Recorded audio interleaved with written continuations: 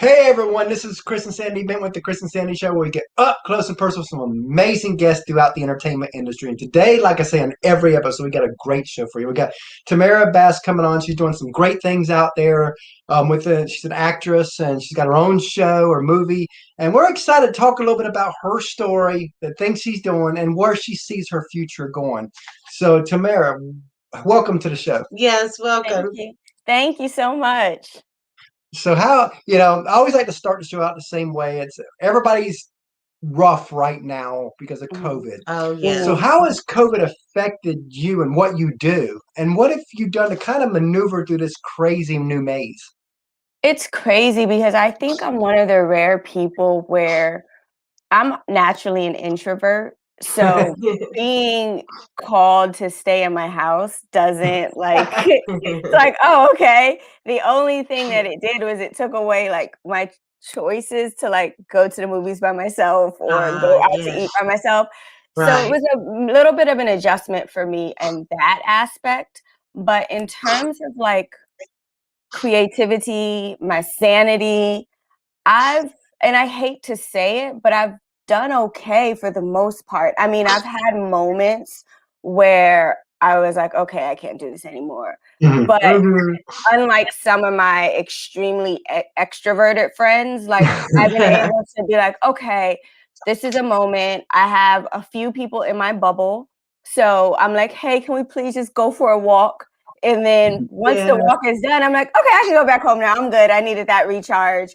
But creatively, it's just forced me to sit still, really Yeah. hone in on what it is that I wanna do and what it is that I wanna accomplish and what it is that I wanna put into the world. It's just made me Yeah. be Hmm. a little more purposeful, and a little more deliberate in everything that I say and do because I realize, like, this is all none of this is guaranteed. So, Right. this last year hasn't taught us anything. It's that all we have is this moment. So, what do I wanna do with this moment? So Yeah, and we definitely know that, about nothing's guaranteed. We had a friend of ours yesterday that we interviewed her. She's a rising country star mhm. Yes, we and had her on the really show good friend of twice. ours. Hmm. And, she's done some great things out there. And we wake up and she's no longer here because of a car accident. Oh my And god. you just, Yeah. and it So really puts sad. things in perspective. Like, yeah, I know COVID has a lot of deaths, but, when it comes close to you, then it's like, wow, she was 33 and two kids and all that. And we're just sitting there like, man, life really is short. I Mhm. mean, I unfortunately, I lost a niece about 6.5 years ago. Oh, She was yeah. 9 years old, perfectly healthy, perfectly she went in for a routine surgery Oh, that, wow. went to get her adenoids taken Oh, out. okay. Like, Yeah. every kid, goes through it. You think you're Hmm. gonna have some ice cream and everything will be fine. Right, right. Um, Come to find out, the doctor nicked an artery during Mm, her Oh, no. surgery, mm, and, Hmm. one day she's here, I'm talking to her, like, trying to help her not get kicked off the school bus every Yeah. day, mm, and the next thing she's gone, and it's not as if you have when your kid is sick, you have mm. time to prepare, when Yeah. Right. okay, it's still devastating, Yeah. it's against the law of nature to bury your children, but when something happens so suddenly, all you can think of is all of the things that she's not gonna be able to do. And Yeah. then once Mhm. you realize, "Okay, let me refocus my thing and think of all the things we did get to do." Yes, it was only 9 years, but it was 9 years well lived. So but it also makes you realize that if that can happen in the blink of an eye, if she can be coloring on my parents' driveway one minute, and then the next minute they're rushing her back to the hospital because she's coughing up blood Wow. uncontrollably.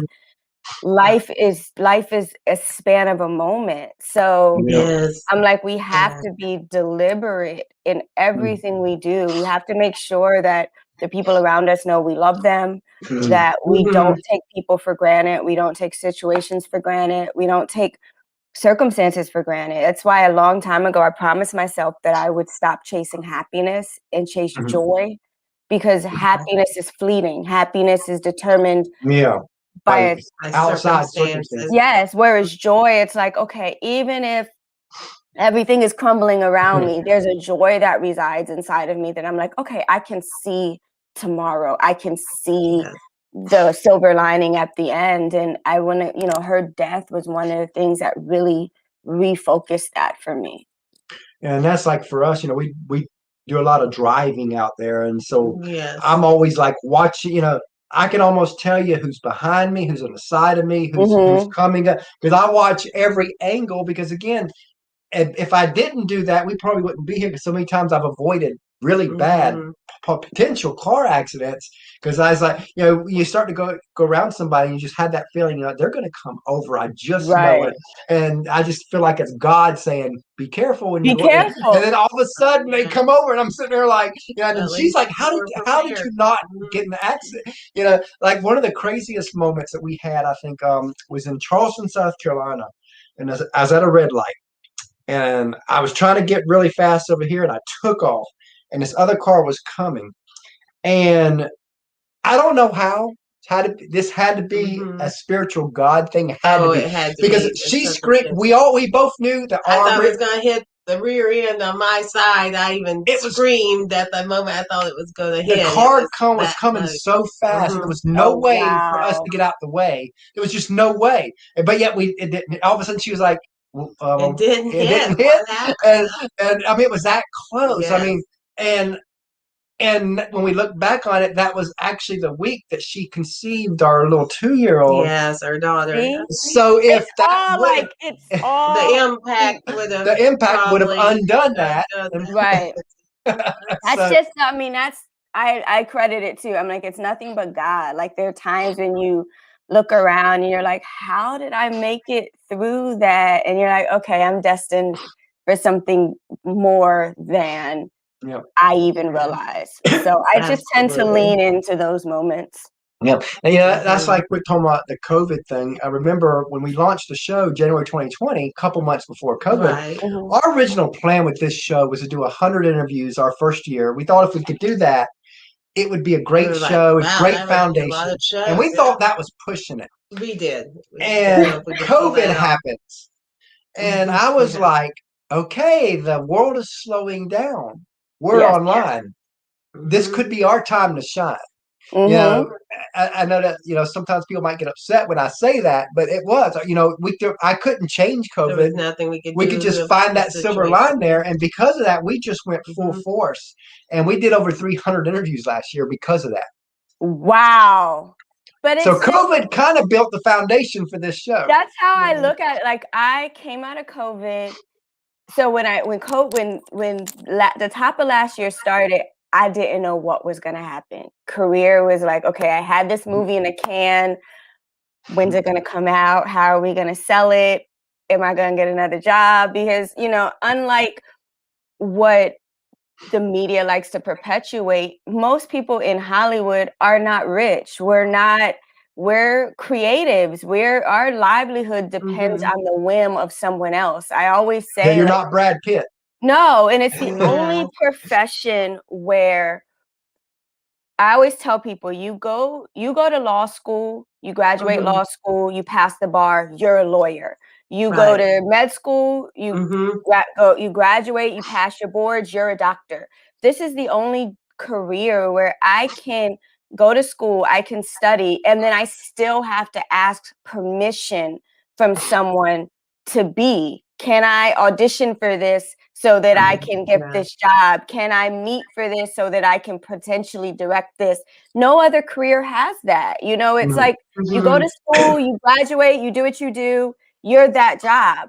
So everyone, I think there is this misperception that in Hollywood, everyone is Brad Pitt or everyone is Angelina Jolie, where it's no, that's the very rare percentage. So everyone else, we're like, okay, so you mean we can't go to work? We can't even audition? Like the whole world shifted.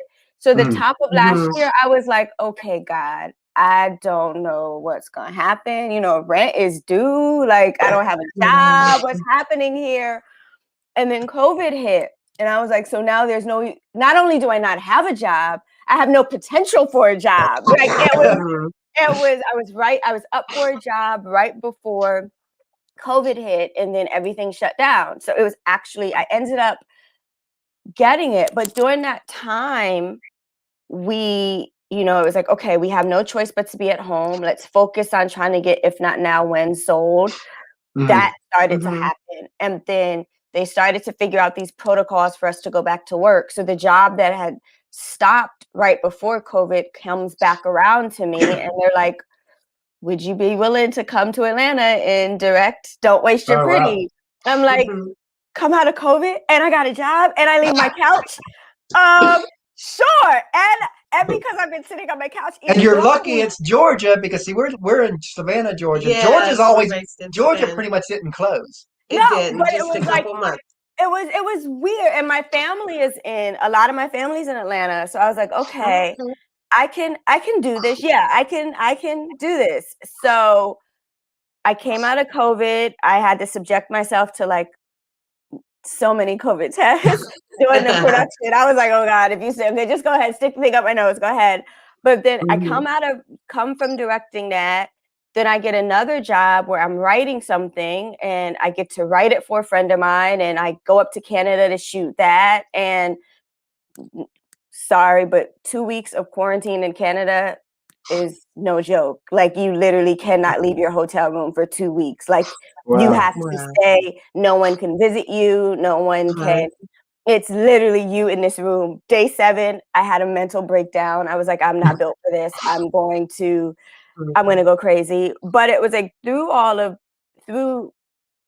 COVID, really, I got to sit down and then focus. And now, our movie came out at the top of the year, so people were at home, so they got to see it. And then Don't Waste Your Pretty came out a few weeks ago, and now it looks like I'm about to go back to Georgia and do another project. So it's like, as much as COVID has disrupted everything, it's also refocused and changed the way in which we operate, and it changed the way in which we deal with the world and deal with people. And I made a promise to myself. I was like, I only want to work with people I enjoy. I don't want it to be a stressful situation anymore. Like, life is too short to go to work miserable and crying every day. So, yeah. And Georgia, I guess it's great as Georgia, because I've got friends in all of these other states, and a bunch of people we bring on from California, and they're just shut completely down. And been we're that way. shut. And when we tell them that we go to church every week and all that, and they're like, "What?" No, we just I'm in LA County, so it was just yesterday that they reopened our movie theaters. So it was, I mean, granted, it's 25% capacity, but I'm like, oh, I can go to the movies. And it's like, they reopen, they're starting to like slowly reopen indoor dining. But I still prefer to be outside dining, just because I'm a stickler for the protocols, but I also don't know how other people are. And we have a lot of, I'm also really close to Orange County, Orange County does not belong in the rest of the state of California. It's its own entity. But they're the ones who were like, we don't want the mask and we're not going to do this. Wow. And then they were also the first county to like lose all their hospital beds. So it was, we had a lot, and we have a lot of people in this state. I mean, we have a lot of people in LA County. People don't realize, like, LA County has more people in it than some states in the United States in the totality. Atlanta is getting there, because I think the last I heard is like 6 million people in Atlanta now. Yeah, we have like 10 million, and I'm like, I think that's more than the state of Montana actually had. Like, so it was different trying to get things under control here and being patient. And what this pandemic has shown me is the utter selfishness of people and the utter selfishness and self-centeredness of America. Like, we could have had this under control last year, but people didn't want to listen, and people only cared about themselves. I personally am not scared. I wasn't scared of COVID for myself. I'm like, you know what? I'm a relatively healthy person. Right. I feel like I could recover from it, but I'm caring about my elderly neighbor or my grandmother who I can't visit because what if I'm putting something to her house and Mhm. she won't recover from that? So it's Yes. showing you that how people think and what they look at. And I'm like, don't come at me preaching, well, God wants this and God also told us to love each other. So if you can't take 2 minutes to throw on a mask while you run into Target, you get to take it back off when you get out of Target. You get to Yeah, because that's how we do. You know, if we're outside, we don't wear a mask. But if we go indoors, any I'm place gonna. inside, we're gonna put the mask on. And what's like, bad is that, you know, you got both extremes because we've been called selfish because we won't wear a mask when we're outdoors, and then we've been called a sheep because we will wear a mask indoors. So we're getting it from both sides because again, I have really bad breathing problems. There's no way I can wear a mask outside. And, Indeed, and in Georgia, you know how hot it gets. You know, I would yes. die. You know, I don't have a problem wearing a mask inside. We do. We You have know, pretty And much it's like all you the time. or if go, we get close to people. Right. yeah, and that's how it should be. Like it's not. Yes, it's a minor inconvenience. Yeah, it's a But I very look minor. at like my mom has lupus. Mhm. My grandmother has sarcoidosis. So if any of us bring that to them, how do I justify I didn't wear a mask because it wasn't convenient for me? Yeah. Someone gave me COVID. Now I gave it to her and they're dead. Like I can't live with that. So Yeah. I mean, here. but it's helped me reevaluate my priorities and reevaluate what and who are important to me. Yeah, because Facebook really shows you who you can trust. But it's crazy because I don't even have Facebook, and the stuff that some of my friends say are like on that, I'm like, thank you, God, for not like. I'm so happy I don't deal with Facebook because I can't. I don't deal with the conspiracy theories. I don't deal with people who don't know how to use the intellect that God gave them. Like, it's not that hard to pick up a book and read. It's not that difficult to like research for yourself. It's crazy. So yeah, I stay away from all of that, especially during the political cycle. I was like, look, let me just And it's about to start back up in January. Oh, unfortunately. Yeah. You know, it's like, can't we get a 2-year break here? I mean, let's make all elections 4 years. Yes. Yeah. I'm like, in the meantime, I just watch my true crime and I just zone out. I feel like what COVID has done is I feel like I could commit the perfect murder now and get away with it because I've watched all the forensic files. I've listened to all the true crime podcasts. I've seen every episode of Law and Order and Special Victims Unit. So I'm like, I can commit the perfect crime because of all I've been studying for the last year. That's funny. So, you know, a lot of people would ask, when did you know you wanted to act? But I like to go deeper than that. When did it click that this could actually be a career? Ooh, it's twofold. I knew I wanted to do this when I was a child, and I knew since I was 6, and I knew watching The Cosby Show, and I was like, oh, I want to do that.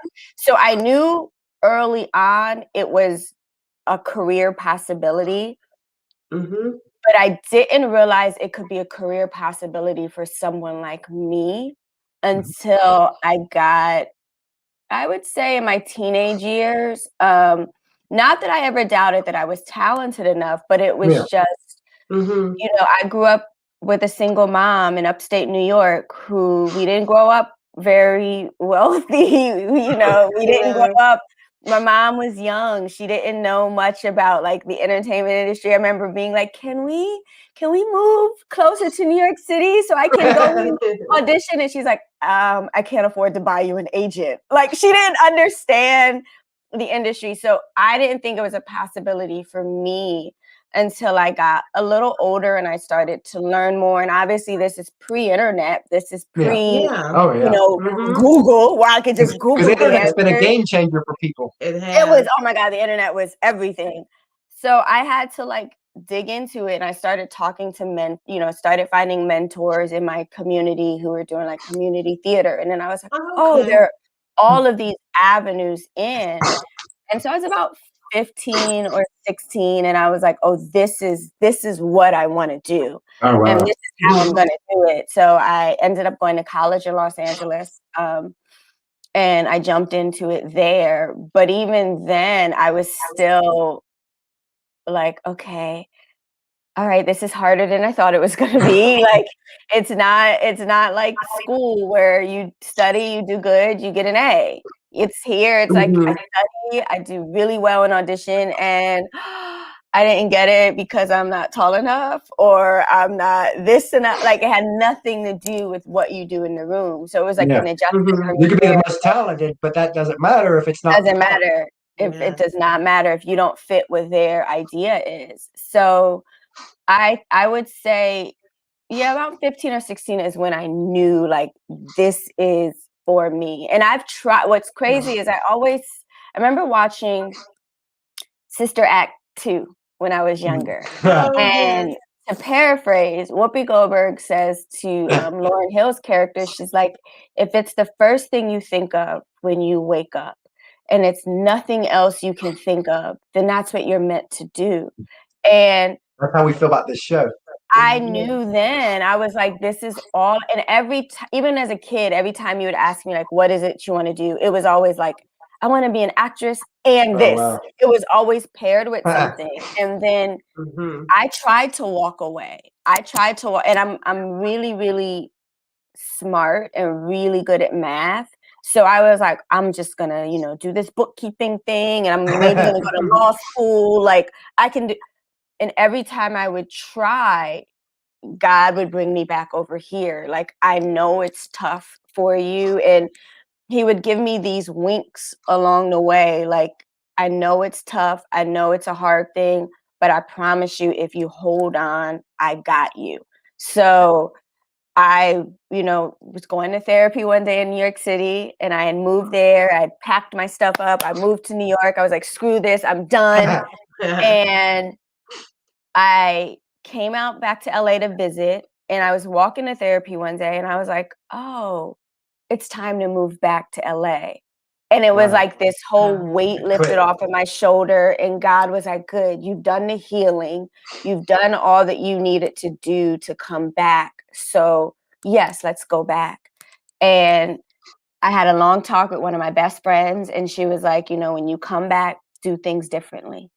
And that's when I started to like take control and stop asking for permission. I started to create more and lean into my creations and trust that God, I wasn't meant just to audition for things. I wasn't meant to just like beg someone for a job. I was meant to create opportunities for other people. I was meant to use all of the talents that he gave me and not just one. And once I leaned into that, things just started shifting and I love that.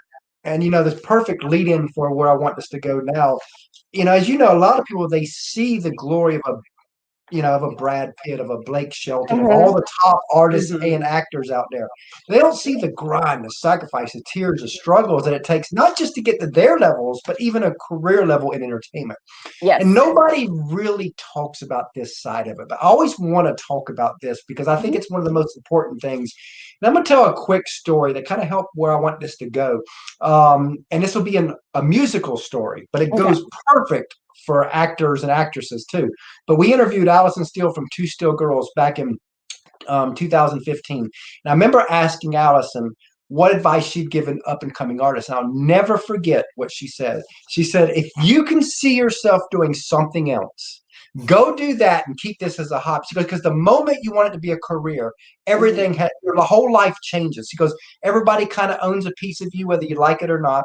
Your friends and relatives never understand because they invite you to weddings, to cookouts, to weekends, to holidays. But when you're in that grind mode, especially at the beginning of this type of creative career, almost have to say no to everything so that you can say yes to everything that has to do with your career. Mm-hmm. Because it's not like a doctor, it's not like a lawyer. The creative career, you're a 24/7. That somebody could call you at midnight and say, hey, you've got a gig that next morning, or you've got an audition at 6 a.m. You're going to have to be there, won't you? Yep. So you have to do that, and you have to do things that normally most people won't do. But then she added, but even your family has to sacrifice. They have to kick you out the door, and say, well, I'm willing to share you with the world. But then she added, but if you cannot see yourself doing anything else, then go all in. That's the only way that those kind of sacrifices could ever be worth it. What do you think about what she said? Let's talk about that side of it. That's the exact same thing I always say. When people ask me, like, what would you advice you can give? I always say, if you see yourself doing anything else, do it. Because it's not only the personal sacrifices that we make, saying no, I can't, or saying yes and then saying, oh, okay, about that trip that I knew I said I would take, I got a gig and I got to cancel. It's being okay with people not being okay with what you do, because there's a lot of that too. It's a lot of people who say, oh yeah, I understand, I get it, I support you, but the moment that they're faced with it, all of a sudden they no longer get it, or they no longer support you, and you have to be willing to say, that's fine, I guess I'm going to traverse this world by myself. And another thing I like to add to that is, be prepared for all of the no's, because that's what no one tells you. You look at the glory and you see the shiny awards, but they don't talk about all of the no's that it took to get there. And don't sacrifice your integrity to get the yes, because I've had, instances where things were thrown at me and they were like, well, if you do this, then this could happen. But the thing is, I have to live with Tamara. I have to live with the woman staring back at me in the mirror. So I rather say no and then eat top ramen than say yes, and then a piece of me is sold to the devil, for lack of a better word, because That's funny I you was say that. trying to get to a yes. So there are a lot. You're gonna hear no way more than you hear yes. It's funny you say that, because I remember recently I had somebody, and I don't know if he's a friend, ex-friend now. We kind of lost communication now. But I remember he's big into the TV world and all that. And he believes in the show that we're doing. And I remember him telling me on the phone, we were talking, I remember him saying, look, I can get you where you want to go. He says, you might not like some of my ideas, but before we even move forward, you have to say yes to anything I say. Well, I can't. Yeah, how do you know what And I'm sitting there like, who knows what might be on his mind? Yeah, it could compromise that would compromise us as because we even bring our 9-year-old on the show. We bring, we are a family show. Yeah, and I'm sitting there like, I'm like, unless you can tell me ideas first and give me the permission to say no, then and he said, well, we don't need to move forward. I said, okay, we won't. And because again, our show is growing, right? And I would rather it grow grassroots and slower than to go shoot to the top and, like you said, not be authentic. Yeah, and you look up and you're like, what did I do? Who am I? And it took me a lot of years to get to a place where I can genuinely say, I love me and I like me. I like the woman I have become. I'm not going to sacrifice any of that for a paycheck or for a career elevation, because it doesn't matter. If I get to the top and I no longer like me, then what was all of the work that I've done previously? What was all of the healing that I've had to do, through traumatic experiences to get here, if I was just going to throw that away? Yeah. Yes and no, it doesn't work for me. And so I think that if people that are coming into this understand those things and understand like that it's not always going to be easy, and you may look over and see your friend's career to blow up before yours does. That's okay. Everyone Yeah. has their own race, and everyone has their own journey, and God gave you your life, and he gave it to you and you alone. So it's not meant for everyone to understand your path. It's not meant for everyone to even agree with the things that you do. But as long as you are in agreement with what God has laid out for you, then the rest falls to the wayside. And it may take me a little longer. It might not be overnight, like the myths that they want you to pretend like everything was like, oh, I had one audition and my life changed forever. No, nice try. I like the story behind it, but that's not the reality of it. So as long as you're okay with that, then full steam ahead. Full steam ahead. I'm not one to ever deny what someone believes God called them to do. Even if no one else gets it. If that's what if that's what God has spoken to you to do, then do it. So because we've lived this crazy marriage where we met online in '02, February of '02, back when it was taboo. Yes. Now everybody meets online, but back so then everybody's like, oh, I swiped my app, it's there. back then it was taboo. But we met February 2nd. We talked on the phone for the first time February 4th. We set a wedding date February 18th, and then we met in person March 4th. So we actually was meeting in person to see who we were going to marry, but we just knew this was a God thing. Yeah. Nobody believed us. Everybody put us down. Then we had this crazy utopia marriage idea that we would live this 24/7 marriage.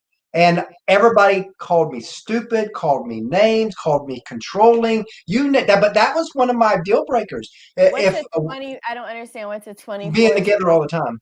Working together. So we do. I wanted to marry a wife that we could build a legacy together. Not where she worked 60 hours a week somewhere. I worked 60 hours. It's like I got married to marry her, to be with her. And I just had this idea of that. And, 18 years of marriage now, we've been pretty much a 24/7 couple for the whole 18 years of our marriage. Wow. And we've been put down for that. We've been called unhealthy for that. In fact, and she's come out of her shell a lot when we first married, because when I remember we went to some business events here in Savannah, and she would make me say our name. Yeah, I wouldn't stand up and say my name. So I would we would stand up and I would say, we are Chris and Sandy Benton with whatever we were with. Yeah, I was like, I'm not talking. Now she's part of a show. Yes, it's been a crazy journey. I mean, I always say, like, everyone has this opinion of what your life should be like. And at the end of the day, it's not their life. It's yours, and it's okay. If you're okay with, like, the big thing I had to get to was being okay with people not liking what I do. Or liking the choices I've made. They're my choices. I'm the only one that has to answer to them at the end of the day. Whether or not you like it, whether or not you agree with it, that's on you. They're still my choices. They're still, at the end of the day, when I'm 99, because when I was a kid, I used to be like, God, please let me live to be 99. When I'm 99 and I finally meet God, I want to be able to say to him, I used everything you gave me. I left nothing on the floor. Like, it's all used. I lived the full life. Whether or not my mom gets it, my dad gets it, my bonus parents gets it, whether or not my grandmother, my siblings, it doesn't matter to me. These are my choices. And as long as my choices are not infringing upon your life and your lifestyle and don't directly affect you, then it shouldn't matter. I'm okay with me. And it's taking a really long time to get there. And I remember going to therapy one day, and my therapist was like, so you have a very strong sense of self. And I was like, well, yeah, isn't that what most people come to therapy? I'm like, head of the curve. Let's go. I got other stuff to deal with. Like, that ain't it. So but it took me a long time to get there. Like, I was very, I was not muted in the sense I was never a quiet child, but I was muted in terms of my feelings. Like, I was the I'm okay person. I'm good. I'm okay. I'm fine. it took me a long time to be like, no, I'm not okay. And you know why I'm not okay? Because da da da da da da da. Yeah. And people are like, oh wait, you went like 180. You went from Like, what never happened to you? talking to right. But it came with a sense of we get one shot at this thing called life. We get one shot. And we all have a beginning and we all have an end. I always say, what are you going to do with that dash in the middle? Yep. I say that too. How are you going to change the world in your dash? Because if you look at it, if we get 90 years here, luckily we get 90 years. 90 years it's still small. in the big scheme of things, it's so small. Why am I going to waste it asking for someone else's validation or someone else's okay to live? Nope, not doing it. So if 24/7 marriage works for you, great. It wouldn't work for me because I'm like, I don't want to. Can you go somewhere? Like, don't you got some friends? Go see them for 3 days. Like, sometimes the outside world is so much for me that I need to quiet everything. I can't hear anyone else's voice. Now we have our different rooms where, yeah, even though we're under the same roof all the time, many times I'm in the office on the computer doing ours. I've got the 2 kids helping Christopher with his homeschool. But the great thing is the way we live. If I need to say something, I can just talk through the walls, and she's right there. Where everybody else, they're split up and they can't do that. So I get it. So even though that we're 24/7, we still do our certain things in the house, but we're there, but we're together still. Yeah. It's crazy because I think a lot of people during COVID became 24/7 marriages and they didn't plan on it. They were we joke about that because we were like, all these people told us how unhealthy we are. They told us how wrong we were for homeschooling our child, our 8-year, or at that time 8-year-old, but now he's 9. But and all this, and when COVID happened, I told Sandy, now ain't this ironic? Society, the world changed. The society tried to change us. And now society's having to live like us. Yep. Because that's what a lot of people were like, wow, I didn't expect this. Everyone thought it was going to be 2 weeks. And then you're going back to normal. A year later, you're like, so I'm still staring at you from across the computer. Like, it's a lot for some people.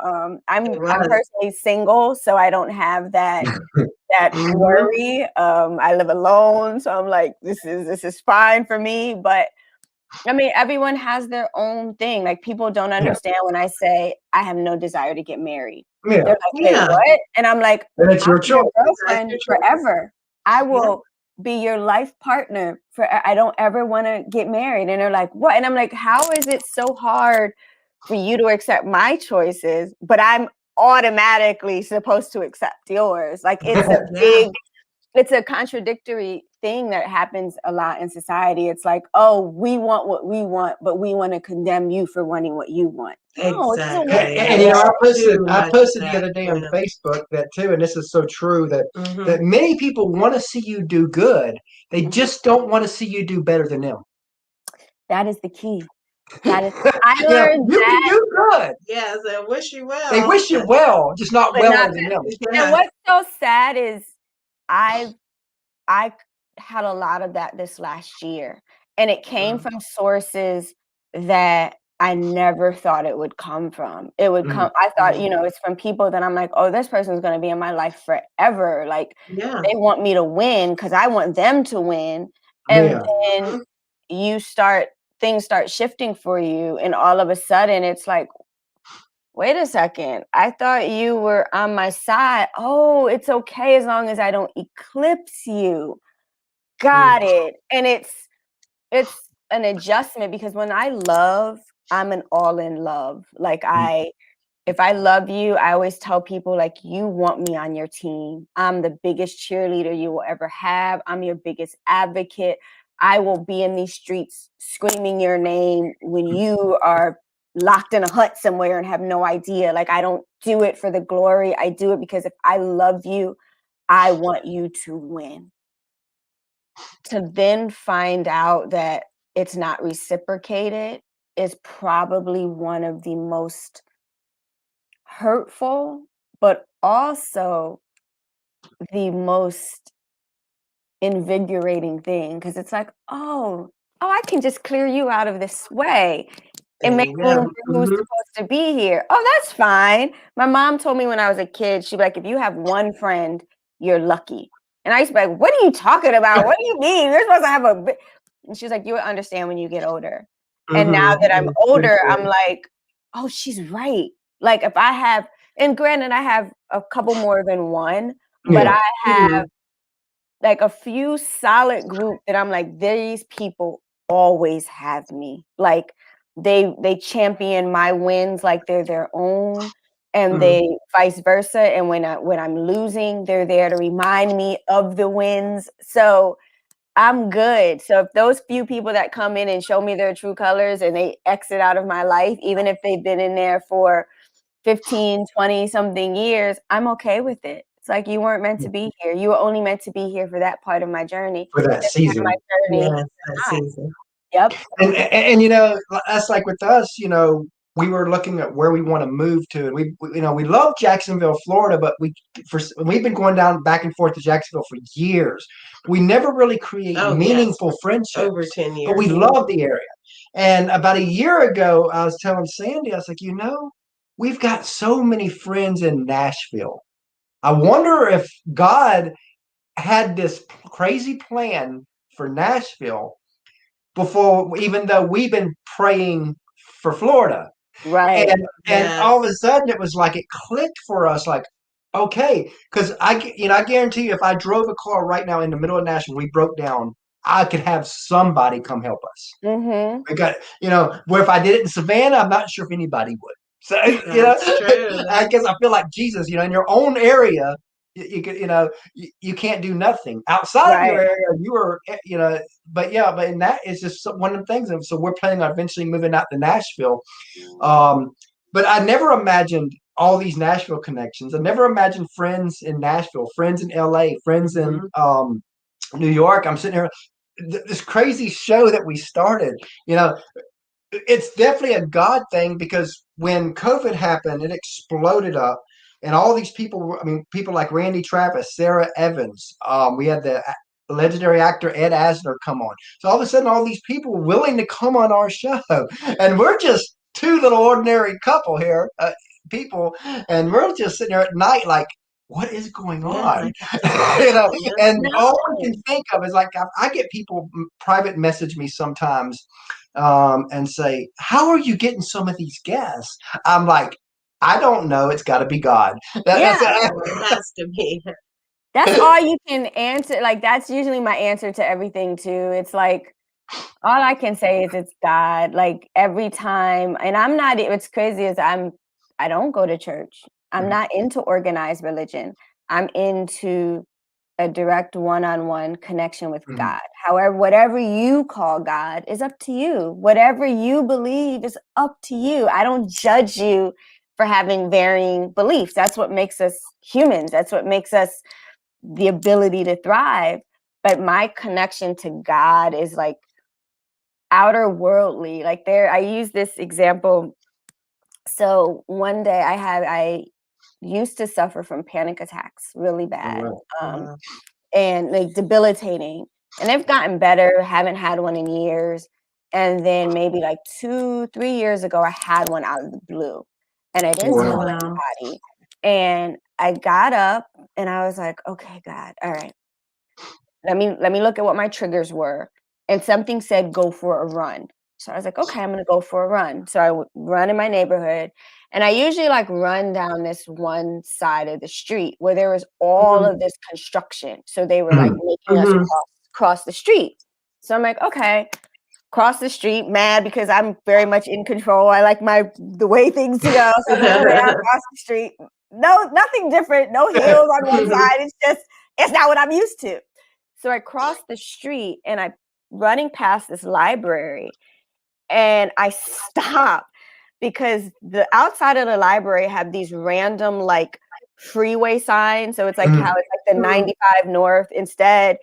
So the freeway signs were like, relax, you're going to be okay. Oh, wow. It's going to be fine. You're doing okay. And I was like, okay, God, I hear you. So it was Yeah. one of those things where it's like, I believe that God speaks to you wherever you are. And it Yeah. He shows does. up in ways that sometimes if you're so stuck in the traditional, you miss the everyday signs. You miss the, like, I normally wouldn't have seen that if I weren't run on my normal side of the street, but he made it so that I had to cross the street and I had to see those things in that moment. So that's Yeah. how I know, like, this is bigger than me. This is Yeah. bigger than anything that I've ever imagined for my life. He has this. So if I, in those moments where things are dark, in those moments where things don't look like they're going to work out, where you might not know how your rent is going to be paid, you might not know how you're going to eat, you might not know, you might think your house is about to get foreclosed on, because I always look, okay, I'm like, okay, God, what am I supposed to learn right here? And what are you doing? Because I'm doing Yeah. everything I'm supposed to do. So maybe this is the time where I'm supposed to be still and let Yeah. you. And things always work out. And crazy thing is, we were driving yesterday, and yesterday morning was when our friend, her name is Taylor D, passed away. Yes. And we were in the car talking about it because it really upset us and all that. We're talking about it, and while we're talking about it, we pull behind this car, and it was a realtor car, and the last name was D's, it was with an S, and the first name started with a T. And we're sitting there thinking, okay, that was Taylor letting us know, okay, I'm okay. Because it was weird. It was a timing thing where we were talking about her, and then this car representing her name a little bit. So it was really Yeah, cool. no, I mean, that's how, like, when my niece first died, when she would come out here to visit, we always went on a hike. And there was this, like, particular trail that she liked to hike. I would say the first few times, at least 10 times that I went hiking, there was always a hummingbird with me. And the Oh, wow. hummingbird would meet me at the beginning of the trail and be with me throughout the whole trail until I was done. And it happened every single time. And I was like, okay, God, all right, I get it. You're trying to tell me she's okay. And now, when every time I think of her, there'll be this random hummingbird that'll fly by. It'll, like, basically say hi and keep going. And I'm like, okay, hi, Jada, how are you doing? So I believe in those things. I believe We that do too. Yes.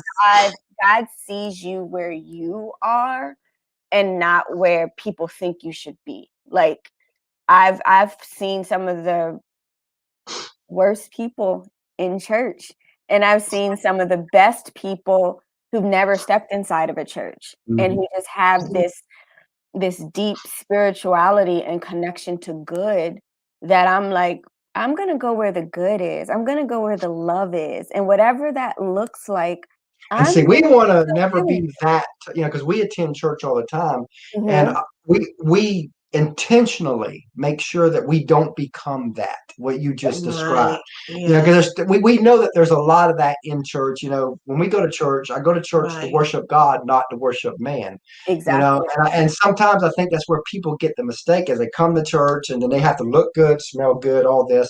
And you know what? I'm not there for that. I'm there for God. Right. And I'm even more for God when I'm outside. I can be who I want to be in the church, but it's who am I when I'm outside the church? Because that's That really what matters. matters. That's what matters. And what's great is I have people in my life who believe different spectrums, and that's, why I love them. They don't judge me, I don't judge them. But I have a couple who are like, church, into the Bible, and I look at how they live outside of that, and I'm like, if I met more people like you, I might be a little more inclined to this thing. And then I have some who are, like I said, who've never gone into church, and they're like some of the best human beings I've ever encountered in my life. And I'm like, you are the embodiment of love. Like, you are the embodiment of acceptance. You're the embodiment of what I believe God has asked each and every one of us to be. And you've never been. So it's like, it's all, and like I said, I don't judge. I'm like, literally, if it works for you, it works for you. If you want to call God Buddha, if you want to call him Jehovah, if you want to call him the universe, if you don't believe in the Old Testament, I don't don't Yeah, care. I've even sat down with a few atheist people and we talked, and because I'll talk with anybody, I don't care who they are. As Yeah, long as they don't judge me for being a Christian, I won't Right. judge them for not. exactly. And I remember I sat down with several telling our little marriage story and how things connected, and a lot of our story. And I've had a few people that's told me, I'm still an atheist, but your story almost makes me want to believe. And the thing is, it's I'm not here to convince you or change you into anything. I'm just here to live my life. And if you're inspired by what I do, or if there's something in my life that resonates with you, then amazing. My purpose is fulfilled. But Yeah. it's not, it's not, I don't believe that we're meant to make anyone do or say against who they are, because we don't know how God has called their life. They may be atheists. That doesn't mean that I can't believe for you. Like, it doesn't mean that I don't believe that God still has his hands on you. Like, I'm not atheist, but I'm like, I agnostic let on God something. do the judging. That's His job. That's My good. job is to love. My job is to love. Yep. Because again, I don't, like you said, I don't know what God is working on in that person. Maybe that person is going to one day believe like we believe, but Mhm. God is working on them and getting there. And I come along and say, "Oh, you have to believe this way." And guess what? I Now just destroyed. you just destroyed everything. It's like a little kid. You can only teach them so much, and then it's like, okay, I can only teach you so much, but at the end of the day, you can only tell a kid the stove is hot, the stove is hot. But if you keep harping on the stove being hot, what's the first thing they want to do? Is they want to touch the stove. They're gonna touch it. They want to touch it. So it's like, if you say, hey, the stove is hot, and you keep it moving, you have to trust. Like, I remember my niece, who is like my child. I have another one. She's my kid. My sister just happened to give birth to her, but she's mine. So I had a mouse in my apartment in New York. So I had a trap laid out. And she was one. And I took her to the trap and I said, that's a no-no. Don't touch that. And she looks at me and I'm like, that's a no-no. And she goes, and we walk away from it. Don't even think about it again. And then, like, a couple hours later, she looks at me. She goes, that's a no-no. And I'm like, that's a no-no. And she walks away from it. But it's like, that's how I look at everything in life. Like, you tell somebody something, you express it to them, and then it's up to them what they do with information. You're just planting the seed. You're not forcing the seed. Exactly. So that's all we can, and that's all we can do. If we're a servant of God, all we can do is say what we believe without pushing on them, and then let God do His job, and then we move on. Again, and love them, but at the same time still love them, because I think that's where we've gone wrong as a country. Is if you don't believe like me, and I'm not even talking about Christianness here. I'm talking just in life. It could be politics. It could be whatever. If you don't believe like me, then we can't be friends. I'm like, what? I don't remember that growing up. No. I don't, growing up, I remember that you would have disagreements and you would agree to disagree, and then you become friends again. Yeah, it was like, because at the end of the day, a lot of our beliefs stem from our own personal experiences and personal perspectives. For me to just have the audacity to think that you're going to understand or believe what I believe, not having my lived experience, is ignorant. It's ignorant, and it's also very self-centered. Probably close to narcissistic. It's narcissistic. It's narcissistic. Yeah, it's probably close to that, because how can, there's 7 billion people on this earth. How can everybody live your life? Nobody can. So it's like, I have to, but my problem is when we don't allow that grace from other people. We're like, we want everyone to accept us and accept our way of life, but we don't allow the grace for someone else. And that's not to say, like you said, I can agree to disagree. Now, I won't be friends with you if your beliefs directly hinder who I am as an individual. Like, if I'm not going to be friends with a racist, I can't, because at the end of the day, your belief system totally stymies me living, not my, not the way I live, but just living. So if you believe that, then no, we're never going to meet your common ground. We're never going to be able to see eye to eye because you don't believe that I am worthy of living or worthy of having this existence. No, but if we have varying, you don't believe in God, I believe in God. Okay, if you're a Republican, I'm a Democrat. We might have a little bit of issues, but it's fine. Like we can keep it moving. We just won't talk politics. So it's like there are certain things that we have if we're ever going to move forward, if we're ever going to eradicate some of the mess that's happening in America. We have to first acknowledge that it's there and then figure out a cohesive way to move forward, because and neither side won't let that I on my Facebook page I've got close to 5,000 Facebook friends, and I've got every time I've got a lot of minorities, I've got a lot of women, I've got a lot of men, I got atheists, pretty much every background, you name it. I've got a mixture, so I see it all. I see all sides. Because I know a lot of my friends who are conservative, they only have conservative friends, and ones who are liberals only have liberal friends. I have it all, so I see all this, and I'm sitting there as I'm reading the threads. I'm sitting there like they have the same beliefs and they don't know it. It's it's two sides to the same coin. They both they just don't. I was like, if they would just talk, and both sides listen. Like one of my big things I've told several people is when you look at the whole white cop, black guy shootings. Right now, what I think is happening is you've got a black guy being pulled over, and he's scared to death. Oh, yes. Because he sees all over the media what's going on. So he's scared to death. So he's shaken. You got this white cop who sees the media too. He's shaken. So you got two people that probably actually care about each other, but they're scared to death of each other because of what they're seeing through the media. So all it takes is one small tremor, and it goes bad. Oh, I mean, it's happened to me where it's like I'm being pulled over for something and I'm petrified. But I think it goes even deeper than that. Is like you have to, if you're not a part of this group, meaning a Black person in America, you can't pretend that our fears are not real. That's where the issue comes from. I've never committed a crime in my life. The thought of being pulled over by a cop petrifies me to no end. I mean, debilitating shakes in my car, and I've done nothing wrong because I don't know if I'm going to make it home that night. It's a real fear. It's a real thing that happens.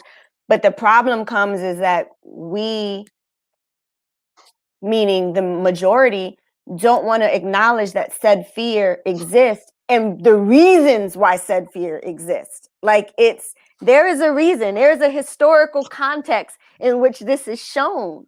We can't even get to the conversations and sitting down and having said conversations if we don't acknowledge that base first. And I think that's what happens with a lot of issues, not just that, but every issue that plagues America is the fact that if it's not your experience, you don't want to acknowledge it as such. Exactly.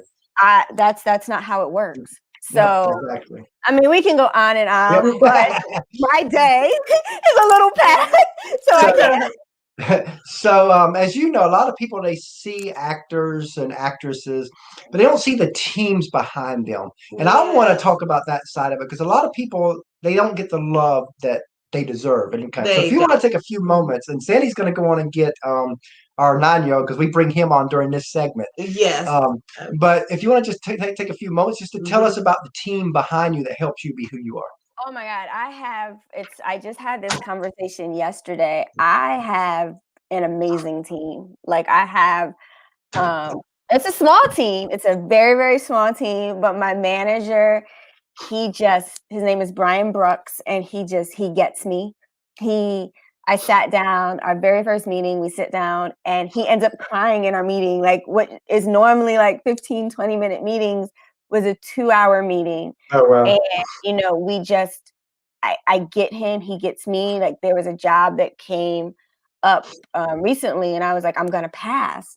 And he calls me and he's like, it's fine. The universe is gonna bring us something bigger. Don't even worry about it. Like, this is a Wow. town built on making money. And his attitude was like, we'll be fine. We'll be okay. Let's keep it moving.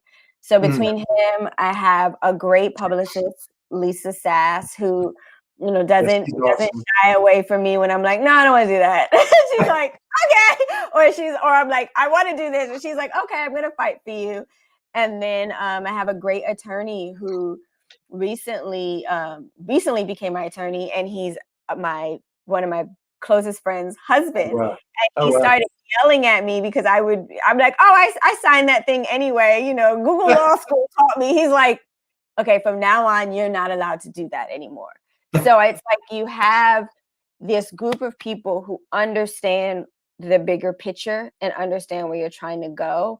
And it doesn't matter like who has the biggest names and who has the smallest names. Like Terrence, my attorney, he works with himself, and everyone's like, oh, he, you know, doesn't have these long, but no, he gets it, because now I can pick up the phone and say, hey, in this deal, you get personal service. Blah, blah, blah, blah, blah, blah happens. And it's like, okay, I got that. You need people who get you. And as long as those, you know, people are willing to work with me, Brian, Terrence, Lisa, I'm going to work with them, because it's a synergy that doesn't come around very often. And speaking of teams, we have a third co-host. Okay. He always asks 2 questions. Okay. You ready? Yes. Hi, Tamara. Hi. So, what's your favorite food? My favorite food? Yes. Is